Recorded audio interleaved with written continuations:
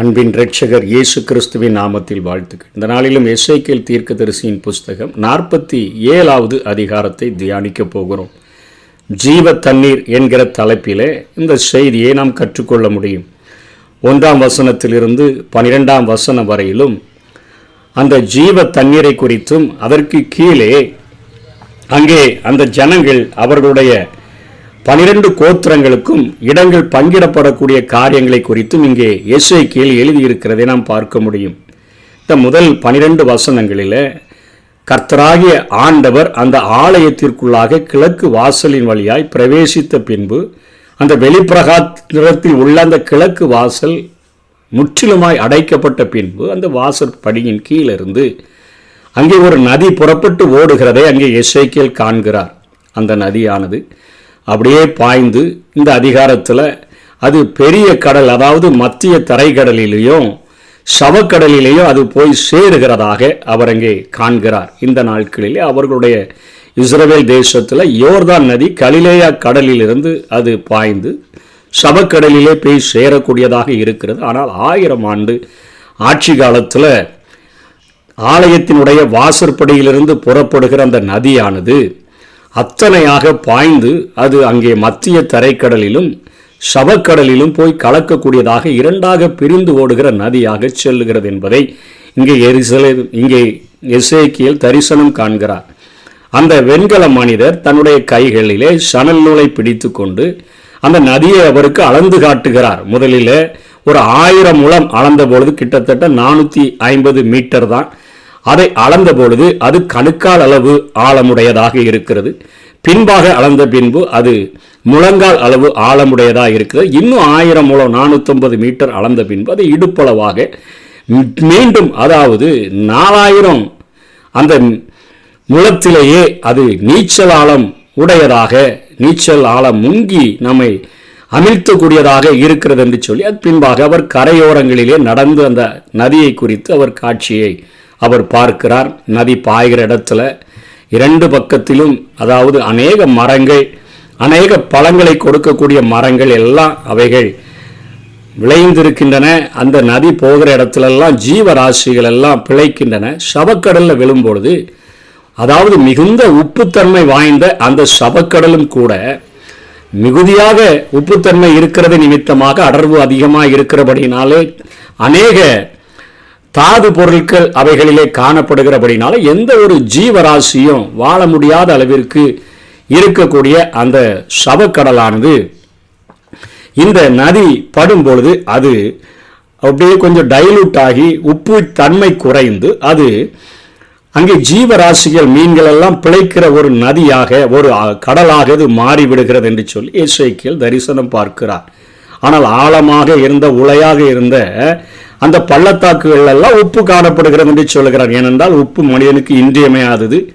அவர்கள் சாப்பிடுகிறதற்கும், அதாவது போஜன பதார்த்தங்களை ஆயத்தப்படுத்துகிறதற்கும், பலி செலுத்துகிறதற்கும் மற்றும் அந்த பதப்படுத்தி வைப்பதற்கும் உப்பு மிகவும் இன்றியமையாததாக இருக்கிறபடினால அந்த சவக்கடல்ல அநேக ஜீவராசிகள் பிழைப்பதற்கும் பக்கத்தில் உள்ள பள்ளத்தாக்குகளில் உப்புகள், அவைகள் உப்பளங்களை அது உடையதாக இருக்கும் என்று சொல்லி இங்கே எசேக்கியேல் தரிசனம் காண்கிறதை பார்க்கிறோம். வேதத்தில் 3 இடங்களிலே இந்த ஜீவ தண்ணீரினுடைய காரியங்களை நாம் பார்க்க முடியும்.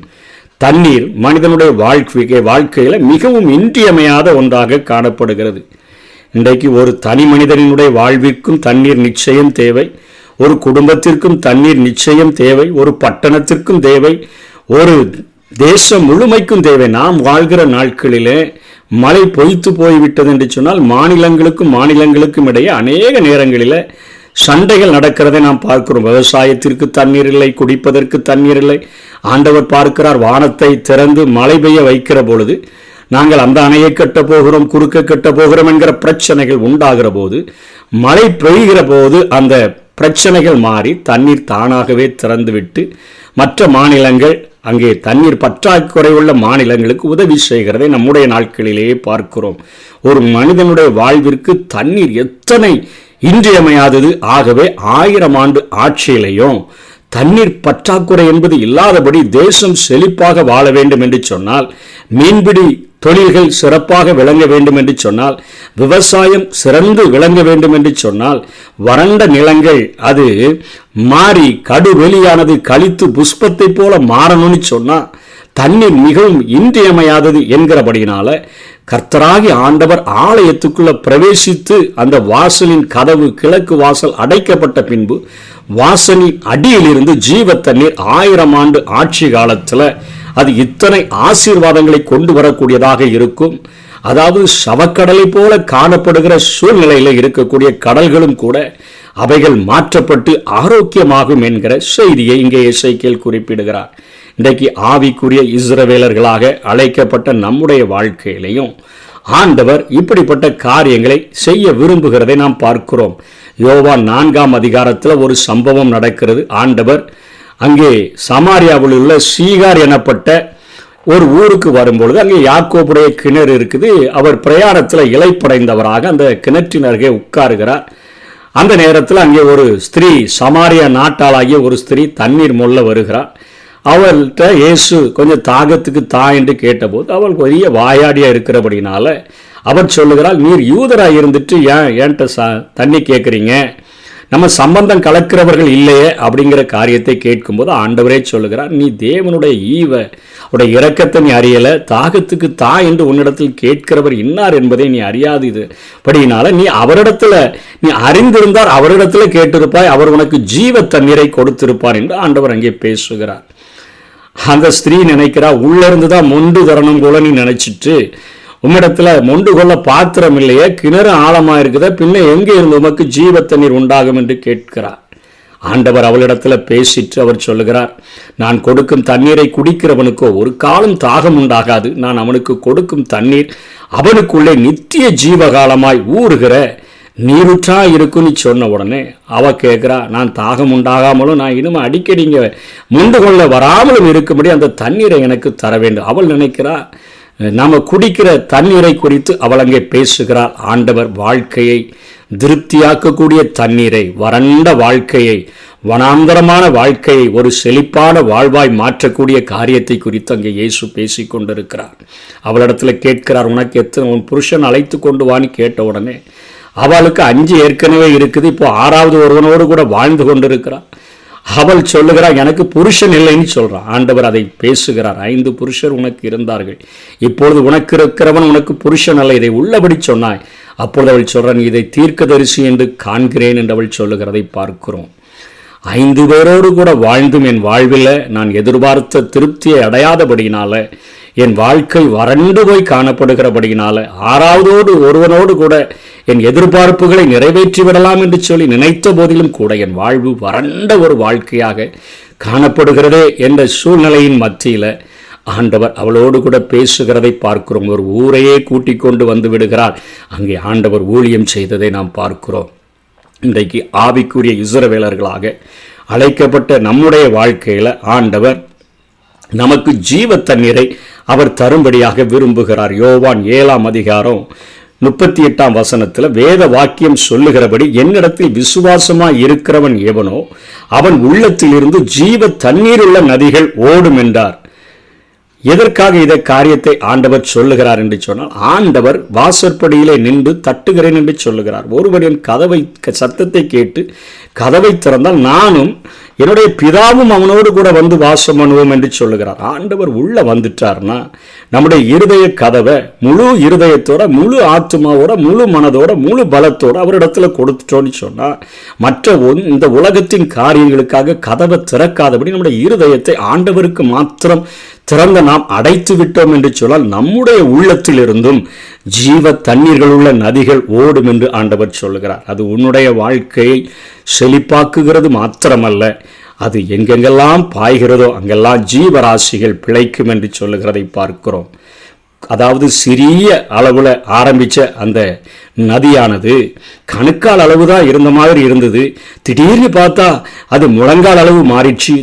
திரும்ப திடீர்னு பார்த்தா இடுப்பளவு, அதற்கப்புறம் பார்த்தா நீச்சலாலம். இந்த ஆழங்களை ஆவியானவர் நமக்கு நடத்தி செல்லுகிறத நாம் பார்க்க முடியும். ஆவியானவர் நமக்குள்ள வந்துட்டார்னு சொன்னால் எப்படி ஒரு உலக பிரகாரமாய் வாழ்கிறதற்கு மனிதனுக்கு தண்ணீர் அவசியமோ அப்படியாக ஆண்டவருக்காக வாழும்படியாய் ஆவிக்குரிய வாழ்க்கை வாழ நினைக்கிற எல்லா மனுஷர்களுக்கும் இன்றியமையாத ஒரே ஒரு காரியம் அந்த ஜீவ தண்ணீர். அதைத்தான் இயேசு பேசுகிறார். என்னிடத்தில் விசுவாசமாய் இருக்கிறவன் எவனோ அவன் உள்ளத்திலிருந்து ஜீவ தண்ணீர்கள் உள்ள நதிகள் ஓடும். அந்த நதிகள் ஓட ஆரம்பிச்சிருச்சுன்னா அவனுடைய வாழ்வு செழிப்பாகிறது மாத்திரமல்ல, அவங்க யார் யார் இடத்துல போய் ஜெபிக்கிறார்களோ, வசனங்களை பார்க்கும் போதெல்லாம் வசனத்தில் இருக்கக்கூடிய ஜீவன் அவர்களுடைய கண்களுக்கு தெரிய ஆரம்பிச்சிடும். ஆவிக்குரிய அந்த உன்னத நிலைமைக்குள்ளாக அவர்கள் மூழ்கி, நீச்சல் ஆழத்துக்குள்ளாக மூழ்கி அநேக ஆசீர்வாதங்களை கண்டுகொள்ள முடியும். சத்தியத்தை அறிய அறிய சத்தியம் அவர்களை விடுதலையாக்கக்கூடும். வசனங்களை ஆவியானவர் காண்பித்து கொடுப்பார்.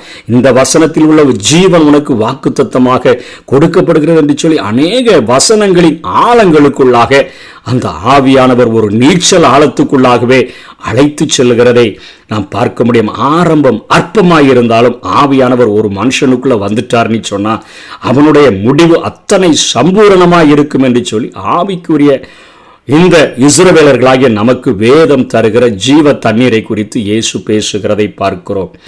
அங்கே 1000 ஆண்டு ஆட்சியில கர்த்தர் பிரவேசித்த உடனே கிழக்கு வாசல் அடைக்கப்பட்டபடினால அங்கே இருந்து புறப்படுகிற நதிகள் அவர்களுக்கு 1000 வருடமும் வறட்சியின்றி அவர்கள் இந்த பூமியில வாழ்கிறதற்கு, அவர்கள் உன்னத நிலைமையில தொழில்களை செய்து, விவசாயங்களை செய்து, மீன்பிடி செய்து, உப்புகளை தயாரித்து அவர்கள் வாழ்கிறதற்கு, செழிப்பாய் இருப்பதற்கு இந்த ஒரு நதி, ஆலயத்திலிருந்து பாய்கிற நதி அத்தனையாக உதவி செய்யும் என்று சொல்லி இங்கே ஆண்டவர் எசேக்கியேலின் மூலமாய் பேசுகிறதை பார்க்கிறோம். சவக்கடலிலே அவைகள் விழும் பொழுது, சவக்கடல் இன்றைக்கு அதிலே விளையாட்டு காரியங்களாக மேலே அப்படியே மிதந்துட்டு அலையக்கூடிய காரியங்களுக்காக ஜனங்கள் பயன்படுத்தி கொண்டிருக்கிறார்கள். அதனுடைய உப்புத்தன்மை அதிகமாக இருக்கிறபடினாலும் அநேக தாது பொருட்கள் காணப்படுகிறபடினாலும் அவைகள் காணப்படுகிறது. ஆனால் இந்த ஜீவ தண்ணீர் அந்த சவக்கடலில் போய் கலக்கும்போது மத்திய தரைக்கடல்லையும் கலக்குது, சவக்கடல்லையும் கலக்குது. அந்த சவக்கடலில் கலக்கிற அந்த தண்ணீரின் மூலமாக அந்த சவக்கடல் குணமாக்கப்பட்டு அதில் உள்ள அந்த உப்புத்தன்மையானது குறைந்து அதில் ஜீவராசிகள், மீன்கள் எல்லாம் பிழைக்க ஆரம்பிச்சிடும். பக்கத்தில் இருக்கக்கூடிய உளையான அந்த பள்ளத்தாக்குகள் எல்லாம் உப்பு தயாரிப்பாங்க. ஏன்னா அது பலிகளுக்கு வேணும், ஆகாரங்களுக்கு வேணும், அது அநேக பொருட்களை பதப்படுத்தி வைக்கிறதுக்கு வேணும் என்கிறதுக்காக உப்பு இருக்கும். ஆனால் ஜீவராசிகள் பிழைக்க முடியாத அளவிற்கு உப்புத்தன்மை இல்லாதபடி இந்த நதியானது அதை மாற்றிவிடும் என்று சொல்லி எசேக்கியேல் சொல்லுகிறதை பார்க்கிறோம். கடைசியாக வெளிப்படுத்தல் 22ஆம் அதிகாரத்தில் ஒரு காரியத்தை குறித்து இங்கே யோவான் அங்கே தரிசனம் காண்டு சொல்லுகிறதை பார்க்கிறோம். 1ஆம் 2ஆம் வசனத்தில் அது புதிய எருசலேமில் காணப்படுகிற ஒரு ஜீவ தண்ணீரை குறித்து அவர் தரிசனம் பார்க்கிறார். நாம் சபையாக எடுத்துக்கொள்ளப்பட்ட பின்பு நாம் வாழ்கிற இடத்திலே, புதிய எருசலேமிலே அல்லது பரலோகத்தில் பளிங்கை போல தெளிவான ஜீவ தண்ணீர் உள்ள சுத்தமான நதி தேவனும் ஆட்டுக்குட்டியானவரும் இருக்கிற சிங்காசனத்திலிருந்து புறப்பட்டு வருகிறதை எனக்கு காண்பித்தான். நகரத்தின் வீதிகளின் மத்தியில நதியின் இருகரையிலும் 12 விதமான கனிகளை தரும் ஜீவ விருட்சம் இருந்தது. அது மாதந்தோறும் தன் கனிகளை கொடுக்கும். அந்த விருட்சத்தின் இலைகள் ஜனங்கள் ஆரோக்கியமாகிறதற்கு ஏதுவாகும். அதில் ஒரு சாபமும் இராது. தேவனும் ஆட்டுக்குட்டியானவரும் இருக்கிற சிங்காசனம் அதில் இருக்கும் என்று சொல்லி நமக்கு டபுள் பிளஸிங். இந்த பூமியில வாழும் பொழுது நமக்குள்ளாக ஆண்டவர் வாழ்கிறதுக்கு அனுமதி கொடுத்தோம் என்று சொன்னால் நமக்குள்ளாக ஆவியானவரை பெற்றுக்கொண்ட நாம் அவரை அப்பா பிதாவே என்று கூப்பிடுகிற புத்திர சுவிகாரத்தின் உரிமையை மாத்திரமல்ல, நமக்குள்ளாக அது செழிப்பாக்கக்கூடியதாய், அநேகரை செழிப்பாக்கக்கூடியதாய். நம்ம எங்க போய் ஜெபிக்கிறோமோ, யாருக்கு ஆண்டவரை பற்றி சொல்லுகிறோமோ அவர்களுடைய வாழ்க்கையில் அது ஒரு மாற்றத்தை கொண்டு வரக்கூடியதாக இருக்கும். எத்தனை தான் தலைகீழ நின்று ஆலோசனை சொன்னால் அவர்கள் திருந்த மாட்டார்கள். ஆனால் ஆவியானவர் ஒரு மனிதனை தொட்டால் அவர்களுடைய வாழ்க்கை மாறிவிடும் என்பதற்கு ஆண்டவரே இங்கே அந்த காரியத்தை குறித்து பேசுகிறதை பார்க்கிறோம். கடைசிலையும் நமக்கு புதிய எருசலேமிலேயும் இப்படிப்பட்ட ஒரு ஆசீர்வாதத்தை ஆண்டவர் வைத்திருக்கிறார். அங்க பரலோக நகரத்தினுடைய வீதிகளின் மத்தியில நதியின் இருகரையிலும் 12 விதமான கனிகளை தரும். அங்கே ஜீவ விருட்சம் இருக்கிறது. அது மாதந்தோறும் தன் கனிகளை கொடுக்கும். அந்த விருட்சத்தினுடைய இலைகள் ஜனங்கள் ஆரோக்கியம் அடைகிறதற்கு ஏதுவாகும். அந்த பரலோக ராஜ்யத்தில் சாபமே இருக்காது. தேவனும் ஆட்டுக்குட்டியானவரும் இருக்கிற சிங்காசனம், அதுவும் அங்கே ஜீவ தண்ணீரை அங்கே போதிக்கிறதை பார்க்கிறோம். ஆகவே நம்முடைய வாழ்க்கையில் ஆண்டவர் நமக்கு ஜீவ தண்ணீராக நம்முடைய வாழ்க்கையில் வர விரும்புகிறார். யோவான் ஸ்நானகன் காட்டி கொடுக்கும் பொழுது சொல்லுகிறார், எனக்கு பின்னால ஒருவர் வருகிறார், அவருடைய பாதரட்சியின் வாரை நான் அவிழ்க்கிறதற்கு கூட பாத்திரன் அல்ல, அவர் பரிசுத்த ஆவியினாலும் அக்கினியினாலும் உங்களுக்கு ஞான ஸ்நானம் கொடுப்பார் என்று சொன்ன அந்த வசனத்தை இறுக பிடித்து கொண்டு இந்த உலகத்தில் ஒரு தண்ணீர் ஒரு தனி மனிதனுக்கு எத்தனை இன்றியமையாததோ, அவனுடைய வாழ்க்கைக்கு எத்தனை இன்றியமையாததோ, அதே போலதான் பரிசுத்த ஆவியானவராகிய தண்ணீர், ஜீவ தண்ணீர் ஒரு மனிதனுக்குள்ள அத்தனை இன்றியமையாதது. வாஞ்சிப்போம், கேட்டு பெற்றுக்கொள்வோம். கர்த்தர் தாமே நம்மை ஆசீர்வதிப்பாராக. ஆமே. ஜீவ தண்ணீரே, ஆவியானவரே, வற்றாத நதியாக வாரும் போதகரே. ஜீவ தண்ணீரே, ஆவியானவரே, வற்றாத நதியாக வாரும் போதகரே.